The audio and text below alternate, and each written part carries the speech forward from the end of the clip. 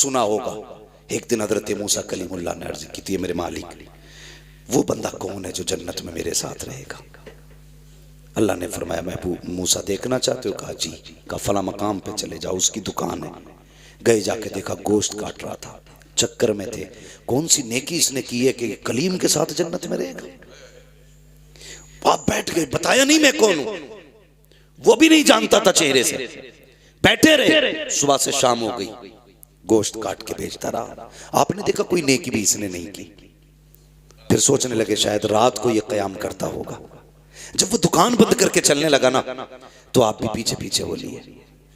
अब आपका तो वो अपना वतन था नहीं, उसने आपको चलते देखा, चेहरा नबी का चेहरा था, और नबी के चेहरे में वो कशिश होती है जो उसे देखता है देखते ही रह जाता है। देखा, कहने लगा वो हसीन चेहरे वाले कहीं बाहर से आए हो? फरमाया जी परदेसी हूं। कहा अच्छा, वो लोग कितने अच्छे थे? कहा परदेसी हो? कहा हाँ। कहा फिर? कहा अगर इजाजत दे तो एक रात तेरे घर गुजारना चाहता हूं। उसने कहा ज़हे नसीब, मेहमान मेरे घर आए। ले गया बुला के। आप इस मकसद से गए थे कि देखे कौन सी इबादत करता है? फरमाते मैं देखता रहा। घर में गया, उसने जाके सबसे पहले खाना पकाया, तैयार हो गया खाना। आके कहता है मेहमान माफ करना, अगर तुझे अकेले खाना है तो अभी खा ले, और मेरे साथ खाना है तो इंतजार करना पड़ेगा। तो हज़रत मूसा सोचने लगे कि हो ना हो इसी बीच में कोई नेकी करता है। फरमाते उसने खाना बनाया, तैयार किया खाना, तो उसने फिर उसकी बूढ़ी माँ जो बहुत कमजोर हो चुकी थी, किताबों में यहाँ तक लिखा है कि पुटरिया में टंगी हुई थी, वो पुटरिया उतारी, उतारने के बाद उसे रखा, उसका मुंह धुला, खाना आगे रखा, अपने मुंह से चबाता और उसके मुंह में लुकमे देता। अल्लाह के कलीम देख रहे हैं सारा मंजर देख रहे हैं। जब वो खा चुकी, उसने कहा बेटे मैं खा चुकी, अब तू खा ले। उसने कहा, फिर वो औरत ने जब खाने के बाद ना हाथ उठाए, वो कुछ कह रही थी, वो बेटा हंस रहा था। हजरत मूसा कहने लगे क्या कहा तेरी माँ ने? उसने कहा छोड़िए जनाब, ये तो ऐसी बातें करती है। कहा क्या कहा? कहने जब ये दुआ के लिए हाथ उठाती है तो वो मांगती है कि जो समझ में नहीं आता मिल जाएगा। कहा क्या? कहा जब भी हाथ उठाती कहती है अल्लाह मेरा बेटा खिदमत करता है, इसके बदले में बस इतना चाहती हूं कि जिंदगी में मुझे मूसा का चेहरा दिखा दे और मेरे बेटे को जन्नत में मूसा का साथ अता फरमा दे। वो हंस के कहता देखिए जनाब, ये मेरी माँ ऐसी दुआ करती है, क्या ये हो सकता है? कहां कलीम, कहां मैं, और ये मेरी माँ का तो हाल देखो, बेटे से कितना प्यार करती है, जन्नत में कलीम का साथ मांग रही है। इतना सुनना था, अल्लाह के नबी की तबस्सुम आया चेहरे पे, मुस्कुरा के उठे, कहने लगे परेशान क्यों होता है? ले आज रब ने तेरी माँ की दुआ कबूल कर डाली है। कहा कहना क्या चाहते हो? कहा जो तेरे सामने बैठा है ये कोई और नहीं है बल्कि अल्लाह का कलीम मूसा आया है। कह दे इससे तू भी दीदार कर ले, ये भी दीदार कर ले, और रह गई जन्नत में जाने की बात, तो रब ने बता दिया है जन्नत में मेरे साथ कोई और नहीं रखेगा बल्कि तू ही रहेगा। सुभान अल्लाह, अल्लाहू अकबर। ये माँ होती है, ये माँ होती है जो गैर मुमकिन को मुमकिन बना देती है। हाँ, गैर मुमकिन को मुमकिन बना देती है। कहा था ये कहती है हो जाएगा ऐसा, फरमाया हो चुका है।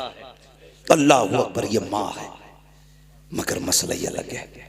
हम वहां जा रहे हैं तावीज़ कराने, जिसके हाथ में 10 अंगूठी हैं, बाल कमर तक हैं, ठीक है, और मूछें यहाँ तक आ रही हैं, दिल में नमाज पढ़ता है, जाहिर में खाना खा रहा है, यहाँ बैठे बैठे हरम के कुत्ते मार रहा है। उसके पास जा रहे हो भाई, उसके पास जा रहे हो? ये उलमा बैठे हैं, जिम्मेदारी के साथ कह रहा हूं।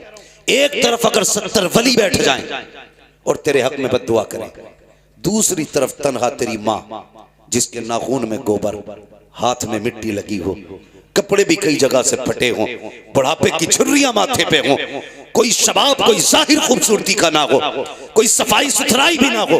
फरमाया गया 70 वली बैठ के तेरे हक में बद्दुआ करें, एक माँ बैठ के तेरे हक में दुआ करने लग जाए, अल्लाह 70 वलियों की टाल देता है, एक माँ की नहीं टाला करता। ये माँ होती है। इसलिए कदर किया करो माँ की, इज्जत किया करो माँ की। अल्लाह से दुआओं में मांगा करो, अल्लाह में माँ बाप का फर्माबरदार बना, वरना आप कलम वाले हो, कोट वाले हो, जायदाद वाले हो, कुछ भी हो, माँ बाप के नहीं हो तो कुछ भी नहीं हो, कुछ भी नहीं हो। आज जेब पे कलम लग जाए ना, जेब पे जरा सा कलम लग जाए तो फिर उसकी सारी पावर अब्बा को ही दिखा रहे हैं,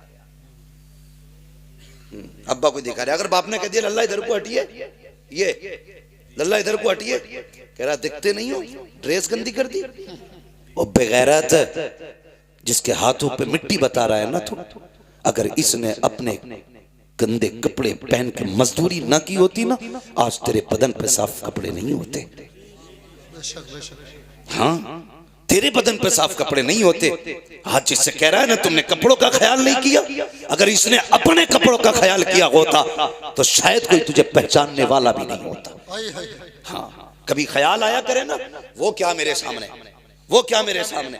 मैं एक बात और कह के जाना चाहता हूँ, खुदा के वास्ते, जिस तरह बाप की इज्जत करते हो ना, बाप के बाद बड़े भाई की भी उतनी इज्जत किया करो, उतनी इज्जत किया करो बड़े भाई की। इसलिए ज़ैगम भाई बाप के बाद भाइयों को बड़ा भाई बाप बन के पाला करता है, बाप बन के पाला करता है। कई भाइयों को मैं ऐसों को जानता हूं, ये आंखों देखी बात है, कोई किताबी नहीं है जो हवाले मांगो मुझसे, आंखों देखी बात है कि भाइयों ने मजदूरी करके छोटों को पढ़ाया। आज जब वो सर्विस पे लगे, वो कल भी मजदूरी कर रहा था, आज भी कर रहा है। न कल उसके बच्चों का ठिकाना था, न आज उसके बच्चों का ठिकाना है, और सारी चमक उसी गरीब को दिखाई जाती है। डर अल्लाह से, डर अल्लाह से। उसके हाथ में ठेला है, उसका कोई कसूर नहीं है। तेरे हाथ में कलम है, तेरा कोई कमाल नहीं है। ये सारे फैसले कुदरत के हैं। वो जिसे चाहता है फर्श पे डाल देता है, जिसे चाहता है अर्शों पे उठा देता है। इसलिए कदर किया करो रिश्तों की, खास करके उनके तो ज्यादा कदर करना जिन्होंने जिंदगी तुम्हारे लिए लौटा दी, जो जिंदगी तुम्हारे नाम कर देते। एक जमीन के इतने से टुकड़े की खातिर किसी पे हाथ ना उठाना, मैंट की खातिर, कमरे की खातिर, बिस्तर की खातिर कभी ना लड़ना। सब्र रखा रह जाएगा, सब्र रखा रह जाएगा। ये रिवायत हजरत अली की तरफ भी मंसूब है और हजरत मूसा कलीमुल्लाह की तरफ भी मंसूब है कि दो लोग आपस में जमीन के लिए लड़ रहे थे। एक कहता था मेरी है, दूसरा कहता था मेरी है। तो हजरत मूसा कलीमुल्लाह आगे, वो कहने लगा कि आप फैसला कर दें जमीन किसकी है। आपने फरमाया जमीन तू ही बता किसकी है। जमीन ने सबक सिखाने के लिए एक जवाब दिया था। उसने कहा इन दोनों से कह दो, ना मैं इसकी हूं ना मैं इसकी हूं, इन्हें बता दो ये दोनों ही मेरे हैं। जमीन किसी की नहीं हुई है, सब जमीन के होने हैं। सही बात, सब जमीन के होने हैं। इसके लिए ना लड़ा करो। ये तो आई गई, तुमसे पहले नवाबों के पास तो इतनी थी कि वो चल नहीं पाते थे अपनी जमीनों में, घूम नहीं पाते थे अपनी जमीनों में। 600 नौकर रहते थे उनके दरबारों में, खाली जमीन देखने के लिए हैं। आज 4 बिगल्ली है, फट गया, रोड पे आ गई तो मर गया। फिर कद नीचे थोड़ी आ रहे हैं, अगर हाईवे पे आ गई है तो। सही है बात है। 4 बिगल्ली हाईवे पे आई है, मर गया, 3 करोड़ का रेट मिल गया। तू 3 का ना 30 करोड़ का बेच ले, और कफन में जब लिपट के जाए हम तेरे हाथ देखने आएंगे, कितने लेके जा रहा है, कितने छोड़ के जा रहा है। कुछ नहीं लेके जाओगे, सिर्फ अमल लेके जाओगे, दुआएं लेके जाओगे अपनों की।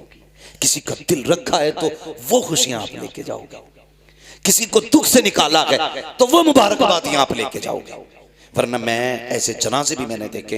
एक साहब का जनाजा जा रहा था तो एक गैर मुस्लिम आया, बोले जरा रोको रोको, इनका जनाजा नीचे रखो, मुझे मुंह देख रहा है। लोगों ने रख दिया, यार करीबी है, पड़ोसी है, देखना चाह रहा, दिखा दो।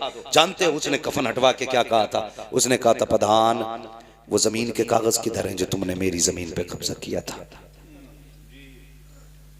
बेटों की शर्म से नजरें झुक गई थी। ये आंखों देखी वाली बात कर रहा हूं। वो कह रहा था वो जमीन किधर है जो तुमने मुझसे जबरदस्ती ली है, लेके जा रहे हो या छोड़ के जा रहे हो? वो भाई अगर किसी ने जनाजा रोक के इतना कह दिया तो समझ लेना ना दुनिया में खैरियत है ना आखिरत में खैरियत है, ना आखिरत में खैरियत ना दुनिया में खैरियत। ऐसी जिंदगी जी के जा, तेरे जनाजे के पीछे कोई यतीम रोक के कहे अफसोस रोटी खिलाने वाला चला गया, अफसोस कोई पानी पिलाने वाला चला गया, अफसोस ईद पे कपड़े बनाने वाला चला गया। ऐसी जिंदगी जी के जा, कसम से कोई तीजा करे ना करे, कोई 40वां करे ना करे, बरसी की फाता हो ना हो, अपने पीछे ऐसे लोग छोड़ जाओ जो कहे मालिक हमारा सहारा गया है, कब्र में अपनी रहमत का सहारा दे दे। 40 में एक जगह है और गरीब यतीम की एक दुआ अपनी जगह पे असर रखा। इसलिए अपने पीछे से छोड़ के जाओ। मेरे हुजूर का जनाजा उठाना, अबू बकर सिद्दीक साथ में थे। गौर से सुनना, अबू बकर सिद्दीक साथ में थे। घर में से चीख के रोने की आवाज आई। फरमाने लगे कौन रोया? तो देखा एक बच्ची रो रही थी। तो आपने फरमाया क्या बात है? उसने कहा हम इसलिए रो रहे हैं, हमारे घर में कोई नहीं था करने वाला, मैं और मेरी दादी थी। हुजूर हमारी बकरियों का दूध निकालने आया करते थे, आज के बाद हमारी बकरियों का दूध कौन निकालेगा? मैं छोटी हूँ, दादी बूढ़ी, हम तो भूखे रह जाएंगे। अबू बकर सिद्दीक ने बच्ची को सीने से लगा के कहा था, बेटी परेशान मत होना, ये हुजूर का करम है कि जाते जाते अबू बकर को तेरे घर का पता दे जा रहे हैं। अबू बकर को तेरे घर का पता दे के जा रहे हैं। फरमाने लगे बेटी आज के बाद अबू बकर आया करेगा। पूरी दौरे खिलाफत में आप उनके घर जाते, बकरियों का दूध दूते और उनको दे के आया करते थे। यार कम से कम ऐसी जिंदगी गुजार के जाओ, ऐसी जिंदगी गुजार के जाओ। हम तो अगर यतीमों पे हाथ भी रखते ना तो कैमरा पहले लगाते, फोटो पहले लेते थी। मैंने यतीम के सर पे हाथ रखा, मैंने गरीब को सीने से लगाया। ये क्या मसला है? पढ़ो ना आप तारीख। मदीने शरीफ में ना एक ऐसी बूढ़ी भी थी जिसका कोई नहीं था। जब काम तकसीम हुए ना, हजरत उमर फारूक आजम और सहाबा कैसे लोग थे, कैसे लोग थे, नेकियां ढूंढा करते थे। कहीं काम मिल जाए ऐसा जिससे नेकी में, भाई इसे सही कर ले यार, कहीं काम मिल जाए ऐसा जिससे नेकी। पता चला एक बूढ़ी है जिसका कोई नहीं। हजरत उमर गए, दरवाजा खटखटा दिया, आवाज आई कौन? का मां तेरे दरवाजे पे आया हूं, मैं इजाजत दे तो आज से तेरा काम करूंगा, तेरे घर का काम आज से मैं किया करूंगा। बूढ़ी ने कहा नहीं बेटी, नहीं बेटे, तू घर के मेरे काम मत करना। आपने जिद की सिर्फ इसलिए ताकि नेकी मिल जाए, किसी की मदद की। तो बूढ़ी कहने लगी तू है कौन? कहा अम्मा मुझे उमर कहते हैं, मुझे उमर कहते हैं, माँ इजाजत दे तेरे घर के काम करूं। तो माँ कहने लगी बेटे कोई है जो आता है मेरे घर का काम करके चला जाता है? हजरत उमर कहते हैं क्या नाम है उसका? तो बूढ़ी कहने लगी नाम तो उसने आज तक नहीं बताया, आज तक उसने नाम नहीं बताया, आज तक नाम नहीं बताया उसने। अच्छा फिक्र हुई कि चलो आता कब है? का रात को आता है या किसी भी वक्त आता है, काम कर जाता है। हजरत उमर कहने लगे देखूंगा कौन है वो। खड़े हो गए, आधी रात गुजरी ना, देखा कोई नंगे पैर दबे पैरों से आ रहा था, चेहरे पे कंबल पड़ा है। और जैसी दरवाजे पे आया, हजरत उमर ने चुपके से आके कंधे पे हाथ रखा, आने वाले जरा नाम तो बता तू है कौन? अल्लाह अकबर, इतना सुना है। आने वाले ने जैसी कंबल चेहरे से हटाया, हजरत उमर फारूक आजम की चीख निकल गई। क्या देखते हैं? वो छुप के आने वाला नबी का अबू बकर सिद्दीक है, वक्त का अमीरुल मोमिनीन है, अपने वक्त का खलीफा है। हैरत में है, कहते हैं अमीरुल मोमिनीन बता तो सही रात में क्यों आते हो? यार ताकि नेकी किसी पे खुल ना जाए, इसलिए सन्नाटे में आता हूँ। कहा ये तो बताइए चप्पल जूता क्यों नहीं पहना? कहा इसलिए नहीं पहनता हूँ कहीं मेरी आहट से किसी की आंख ना खुल जाए। अगर आंख खुल गई तो बात पता चल जाएगी, अगर ये नेकी का पता चल गया तो हो सकता है कयामत में खुदा मुंह पे मार दे। और यार अबू बकर हो करके अगर नंगे पैर जा करके चुप करके नेकी करता है तो बता तुझे किसने हक दे दिया है? कैमरे के आगे किसी गरीब की गरीबी का मजाक उड़ाया। क्या बात है, बहुत अच्छे नेकी किया करो, किसी की गुर्बत का तमाशा न बनाया, मत बनाया करो तमाशा, किसी को जलील न किया करो। भाई नेकी ऐसे करनी है कि किसी को पता न चले, किसी को पता न चले, यतीम का घर भी चल जाए उसकी इज्जत भी रह जाए। हाँ, हजरत आयशा सिद्दीक़ा रज़ियल्लाहु ताला अन्हा ने एक मरतबा अपने भांजे को ना कुछ अनाज दिया, फरमाने लगी जाओ हमारी पड़ोस में फलां शख्स है बड़ा गरीब है, उसके यहाँ दे के आ जाओ। जाने लगे ना तो उम्मुल मोमिनीन ने बड़ी बात कही थी, फरमाने लगी जा तो रहा है बेटे लेकर के, पहली बात तो उसके हाथ में मत देना, दूसरी बात नाम मत बताना। हाँ, नाम मत बताना। अल्लाह अकबर। वो गए, दिया यानी रखा, वापस आ गए। कहने लगे खाला ये बात समझ में नहीं आई, आपने नाम बताने से मना क्यों किया? फरमाने लगी इसलिए मना किया मैंने, अगर तुम उसे मेरा नाम बता देते कि फलां ने भेजा है, तो जब भी कभी हमारी गली से गुजरता उसको शर्म आती कि इनका मुझ पे एहसान है। कहने लगे वो शर्मिंदा हो जाता और कहती आयशा नहीं चाहती मेरी वजह से हुजूर का कोई उम्मती शर्मिंदा हो। हाँ, अच्छा ये बात समझ में आ गई। फिर हाथ में देने से मना क्यों किया? देखो यार इसे नेकी कहते हैं। हाथ में देने से मना क्यों किया? फरमाने लगी इसलिए कि हमेशा लेने वाला हाथ नीचे रहता है, देने वाला हाथ ऊपर रहता है। आयशा ये भी नहीं चाहती मेरी वजह से किसी का हाथ नीचे रह जाए, मेरी वजह से किसी का हाथ नीचे रखे। इसे कहते हैं नेकी का शौक, इसे कहते हैं नेकियां। ये भी कोई मसला है यार कि हम दिखा के कहते हैं मैंने फला यतीम को कपड़े बनाए भाई, नहीं भाई इस बार मैंने यार इतने लोगों को फला को बनवाए, उस पर कुछ नहीं था, वो आया मेरे पास जूता टूटा था, मैंने कहा चल ले ले यार। ये नेकी है? कोई नहीं है नेकी। इसे नेकी नहीं कहते, इसे जलील करना कहते हैं। सामने वाले को जलील करना कहते हैं, किसी को जलील ना करो। गरीब भी अपनी इज्जत रखता, अमीर भी अपनी इज्जत रखता है। सबको इज्जतें दिया करो, अल्लाह आपको इज्जतें अता फरमाएगा, अल्लाह आपको इज्जत अता फरमाएगा। मैं बस बात खत्म करने लगा। फरमाएगा ए ईमान वालों अपने आप को और अपने घर वालों को जहन्नम की आग से बचाओ, अपने घर वालों को जहन्नम की आग से बचाओ। तो कोशिश क्यों नहीं करते जहन्नम की आग से बचाने की? क्यों नहीं करते? आज जैगम भाई सब कहते हैं यार 20% है, कुछ भी ना होगा, 20% है, क्या कर लोगे? तुम नहीं जानते।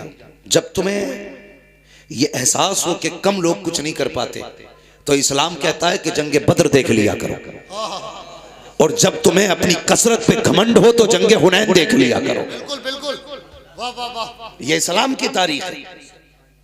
तुम कभी भी कसरत से कामयाब नहीं हुए, खुदा की रहमत से कामयाब हुए हो, खुदा की रहमत से कामयाब हुए हो। तुम कभी भी कम होने की वजह से जलील नहीं हुए, हमेशा अपने घमंड की वजह से तुम शर्मिंदा हुए हो। जब जब तुमने ये सोचा हम बहुत हैं, हम यूं हैं, हम ये हैं, तभी तुम्हें जलील होना है। ये याद रखना, जलील होना है। वो किसी ने कहा था मिटा दे अपनी हस्ती को अगर कुछ मर्तबा चाहे, कि दाना खाक में मिलकर गुले गुलजार होता है। एक बात याद आ रही है, बता दूं, जरूरत इस वक्त की ये नहीं है कि हमारी तादाद बढ़ जाए, जरूरत इस वक्त की है कि हम सब के सब इकट्ठे हो के हुजूर की चौखट पे आ जाए। इस वक्त ये जरूरत है, हुजूर की चौखट पे आ जाए। चर्बी चढ़ गई है लोगों की आंखों में। हाँ, हर जमात, शिया अपनी जमात बढ़ाने पे लगे, राफजी अपनी जमात बढ़ाने पे लगे, खारजी अपनी जमात बढ़ाने पे लगे, वहाबी अपनी बढ़ाने पे लगे हैं, सब अपनी अपनी बढ़ाने पे लगे। हम हैं कि अपनी काटने पे लगे, हम अपनी जमात को काटने पे लगे, हम घटाने पे लगे। निकालो इसको। ये मौलवी ठीक नहीं, ये पैसे लेता है, ये हंसाता है, ये बातें करता है। अपना काम करना। खुदा तू नहीं है, खुदा वो है जिसने पैदा किया है। तुझे हिसाब नहीं देना, हिसाब उसे देना है जिसने पैदा किया है। अपनी सोच, दूसरे की फिक्र मत कर। हम एक दूसरे की जड़ें काटने पे लगे। मिटा दे अपनी हस्ती को अगर कुछ मर्तबा चाहे, कि दाना खाक में मिलकर गुले गुलजार होता है। खत्म कर अपने आप को, ये मैं खत्म कर दे, अना खत्म कर दे। जब मस्जिद में जाके तू ये सोचेगा ना मैं नमाज पढ़ने आया हूं, अल्लाह सजदे मुंह पे मार देता है। तूने ये सोच भी कैसे लिया मैं आया हूं? ये वो चौखट है, एक ही सफ में खड़े हो गए महमूद व अयाज, ना कोई बंदा रहा ना कोई बंदा नवाज। खत्म करो अपने आप को, अना खत्म कर दो, मिटा दो, भूल जाओ कि हम भी कुछ हैं। अगर छोटे से भी गलती हो जाए तू माफी मांग ले, क्या चला जाएगा? उससे कहते माफ कर दे, कसम खुदा की। इतना कह दोगे ना, खुदा भी राजी हो जाएगा, मुस्तफा भी राजी हो जाएगा। हाँ, सारे ही करबला वालों से मोहब्बत करते हैं ना, करते हैं कि नहीं? सबको हसनैन करीमैन से प्यार है ना। अल्लाह ताला हमें उनकी मोहब्बतों का सदका अता करे। मैं सिर्फ एक बात कहना चाहता हूं, हसनैन करीमैन दोनों भाइयों में किसी बात को लेकर के नाराजी हो गई। 3 दिन गुजर गए ना, 3 दिन गुजरे तो इमाम हुसैन ने इमाम हसन को खत लिखा। कहा भाई नाना की हदीस याद नहीं है कि मोमिन से 3 दिन से ज्यादा नाराज नहीं रहना चाहिए। ये लिखा तो उधर से खत आया, नाराज है दोनों, मिलने नहीं आए। इमाम हसन ने खत लिखा, फरमाने लगे फिर तुम क्यों नहीं आए? तुम मुझसे कह रहे हो ना कि नाना ने कहा 3 दिन से ज्यादा नाराज नहीं रहना चाहिए, तो तुम ही आ जाते। इमाम हुसैन ने खत में लिखा, भाई फरमाया गया जो पहले रूठे हुए को सलाम करेगा पहले वो जन्नत में जाएगा, बाद में माफ करने वाला जन्नत में जाएगा। कहते मेरा जी चाहता है भाई पहले आप आ जाओ ताकि मुझसे पहले जन्नत में आप जाओ। यार ये वफाएं थी, ये मोहब्बतें थी, और ये एक दूसरे के लिए इज्जतें थी। कहते मैं नहीं चाहता मुझसे पहले, मैं आपसे पहले छोटा होकर जन्नत में जाऊं, मैं तो ये चाहता हूं आप बड़े हैं पहले जन्नत में आप जाएंगे, आपके पीछे पीछे आपका छोटा भाई हुसैन जन्नत में जाए। इज्जतें हम देते हैं अपने बड़ों को। हाँ माफ कर लिया करो, मिटा दो अपनी अना, खत्म कर दो, कुछ भी नहीं हो। फिर जी के देखो, कसम खुदा की खा के कहता हूं, मिंबर पे बैठा हूं, जो मजा फकीरी में जीने का है ना वो किसी शहनशाही में नहीं आता। एक बुजुर्ग गुजरे, थके तो नहीं अभी आप लोग? जरा सारे कहते हैं या रसूल अल्लाह। हाँ थकना तो मुझे चाहिए, मैं उड़ीसा से चल करके आया और अभी सोया नहीं हूं मैं 1 घंटा भी, 24 घंटे से ऊपर जागते हुए हो गए। मगर ये है बहुत अच्छा आप सुन रहे हैं, अल्लाह आपकी समातों को सलामत रखे। हाँ माशाअल्लाह, अल्लाह सलामत रखे। तो थोड़ा सा जरा आप अच्छा सुन रहे हैं इसलिए मैं बात बढ़ा दे रहा हूं। हजरत की भी गुफ्तगू होनी है, हालांकि ये बात मुझे नागवार गुजर रही है। हाँ मुझे एक एहसास हो रहा है कि हमारे जमात के बुजुर्ग बैठे हुए हैं। घर है तो क्या हुआ, है तो मौलाना एहसान, ये ख्याल रखिएगा। लोग कहते हैं घर की मुर्गी दाल बराबर, दाल बराबर तो होती है लेकिन पता है ना क्या खाती है, कितना खाती है? तुम खा जाते हो, तुम्हें नहीं लगता असर, मुर्गी क्या खाती है ये पता होना चाहिए, है जी। जरा गौर करें, हजरत तशरीफ फरमाएं। बस मैं बात पूरी करने लगा हूं भाई, जरा तवज्जो करें। कोई मसला नहीं है, आप 10 रुपए भी ना दें, खाली सुभान अल्लाह ही कहते रहें। मैं आ गया हूं मोहब्बत में आपके, ये बात मैं उनसे कह रहा हूं, अपने भाई से, शुएब भाई से। बाकी आपसे सिर्फ इतनी गुजारिश है, बात सुन लें ना। हाँ, कोई बात नहीं, जब दिल करे तब दे दिए, खाते में डाल देना, कोई मसला नहीं है। हाँ, इनसे बड़ा गहरा ताल्लुक है, मैं मोहब्बत है मुझे। अल्लाह सलामत रखे मेरे शुएब भाई को और इनके पूरे परिवार को, इनकी फैमिली को। अल्लाह खुदा की रहमत है, अल्लाह ताला अपनी रहमत अता फरमाए। बस मैं अर्ज कर रहा था कि अपने आप को मिटाना भी कोई चीज होती है। एक बुजुर्ग गुजरे, हजरत अब्दुल्लाह इब्न जुबैर, बड़े पाए के बुजुर्ग गुजरे, गालिबन सिलसिला चिश्तिया या कादरिया में ये बुजुर्ग हुए। इन्होंने ना सिर्फ इस ख्याल से शादी नहीं की थी कि अगर मैं शादी कर लूंगा तो अज़दवाजी जिंदगी के जो मामूलात होते हैं, जो जरूरियात होती हैं, वो रब की इबादत में खलल डालेंगे। ये सोच के निकाह नहीं किया था। ये मत सोचना मैं तुमसे मना कर रहा हूं, तुम करना, तुम्हारा करना फर्ज है। ये उन्हीं जैसे लोगों को इजाजत थी जो अपने नफ्स पे काबू करके बैठे थे, जो नफ्स के गुलाम नहीं, नफ्स के बादशाह थे। नफ्स वो करता था जो वो कहते थे। इस ख्याल से ज़ैनब भाई उन्होंने शादी नहीं की। एक दिन रिवायत पढ़ी तो उसमें उन्होंने देखा कि जन्नत में कोई भी जवान बिना बीवी के नहीं होगा। अल्लाह जन्नत में सारे लोगों का निकाह फरमाएगा। अब तो खुश हो जाओ भाई, जिनकी नहीं हुई अब तो उनका भी नंबर लगने वाला ना। सबको अल्लाह जन्नत में बीवी देगा। कहने लगे अच्छा तो फिर तो हमारी भी होनी है वहां, जब होनी है सबकी तो हमारी भी होगी। बहुत बड़े वली थे, हाथ उठा दिए, कहने लगे अल्लाह वो दिखा ना जो जन्नत में मेरे साथ रहेगी। मैं अपनी जन्नत वाली बीवी को देखना चाहता हूं। पहले दिन दुआ मांगी, कुछ नहीं हुआ। दूसरे दिन दुआ मांगी, कुछ नहीं हुआ। तीसरे दिन दुआ की उन्होंने, लेटे, आंख लगी, तो जब आंख लगी ना एक खातून सामने आई, रंग काला, पुराना लिबास, पागलों जैसी हालत, और कहने लगी अब्दुल्ला मैं मैमूना वलीद हूं, मैं बसरा में रहती हूं। बस इतना सुना ना उठे बसरा चल दिए, बस्ती में पहुंचे, कहने लगे मैमूना वलीद कहां मिलेंगे। लोगों ने कपड़े देखे, हुजूर आप मैमूना वलीद को पूछ रहे हैं, इतने बड़े आलिम हो के, उससे क्या काम? कहा क्यों? का वो तो पागल है। कहा क्यों? का लोग पत्थर मारते हैं उसको। कहा क्यों मारते हैं?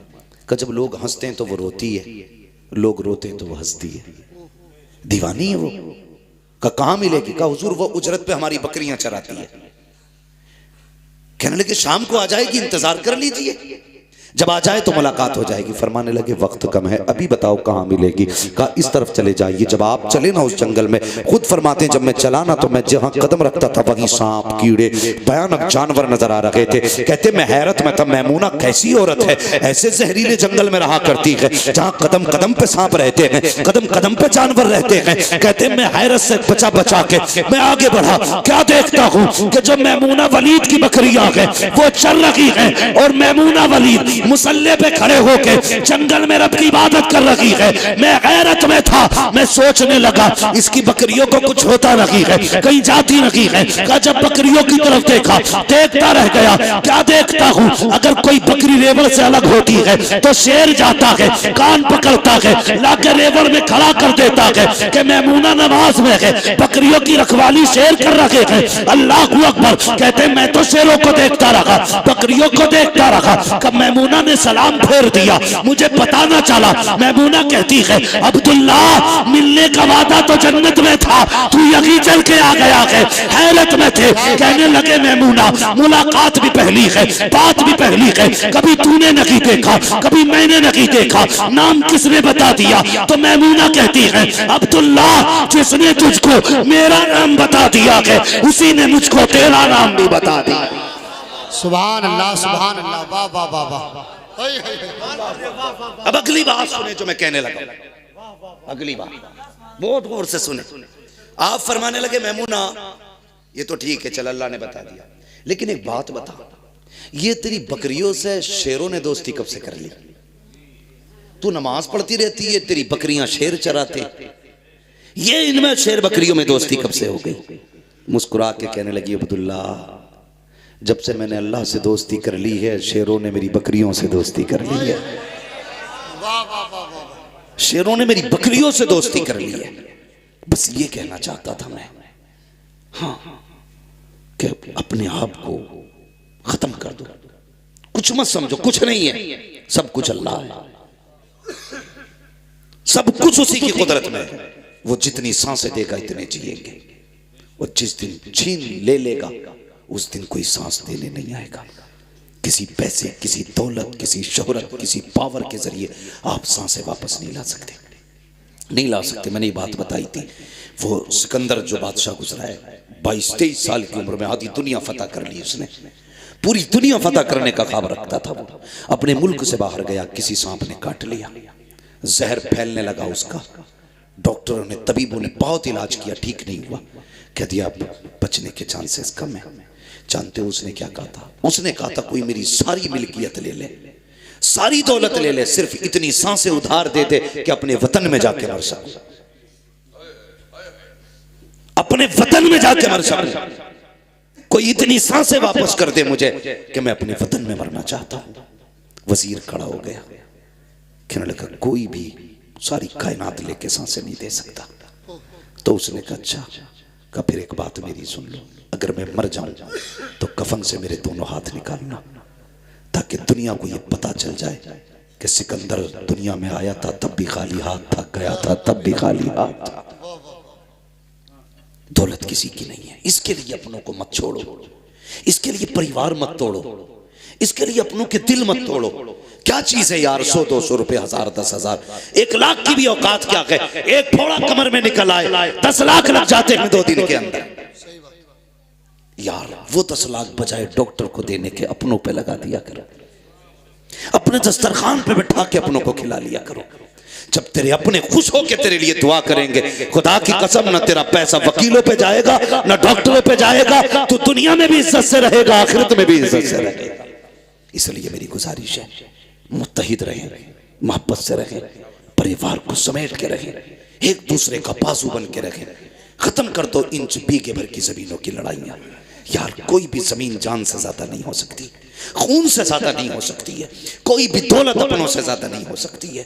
अगर बिछड़ने के दर्द का एहसास ना हो तो उनसे पूछो जिन्होंने अपनों के जनाजे उठाए हैं, उठाने के बाद कभी सीधे नहीं हो पाए, कभी सीधे नहीं हो पाए।